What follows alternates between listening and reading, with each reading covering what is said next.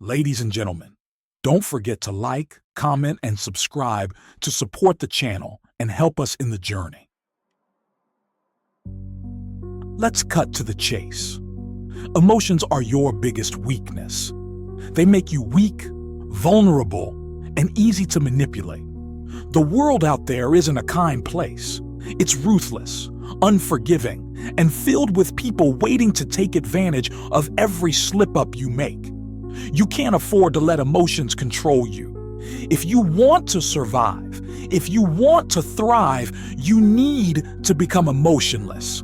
You need to understand that emotions are a luxury you can't afford. Think about it. What do emotions get you? Pain, disappointment, and regret.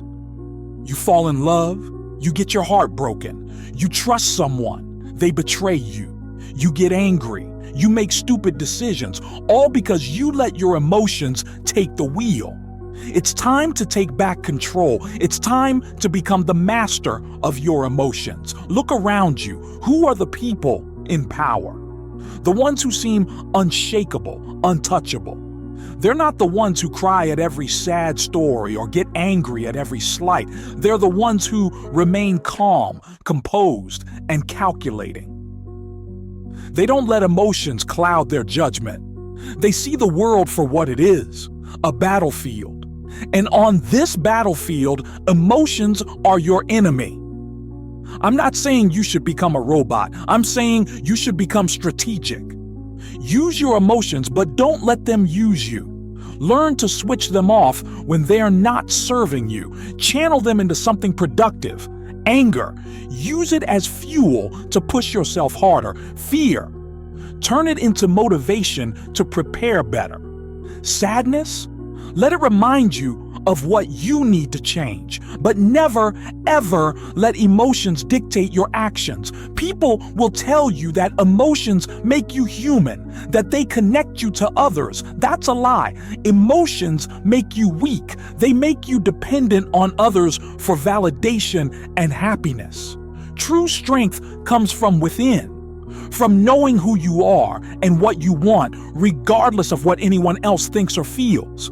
The moment you stop caring about others' opinions is the moment you start living for yourself. Now, I know what you're thinking. Isn't that a lonely way to live? Maybe it is. But what's worse? Being lonely or being weak? Being lonely or being manipulated? Being lonely or being miserable because you let someone else control your happiness? I'll take loneliness any day, because loneliness is freedom. It's the freedom to be yourself without anyone else's input. It's the freedom to make decisions based on logic, not emotions. It's the freedom to control your own destiny. Don't get me wrong, it's not easy. It's a constant battle, but it's a battle worth fighting. Every time you feel an emotion creeping in, you have to remind yourself of the bigger picture. You have to remind yourself of your goals, your dreams, your vision. Emotions are temporary. Your goals are permanent. Don't let something temporary ruin something permanent.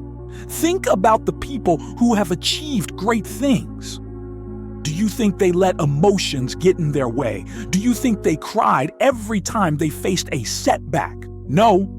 They stayed focused. They stayed determined. They stayed emotionless. They understood that emotions are a distraction. They understood that the only way to achieve greatness is to stay in control.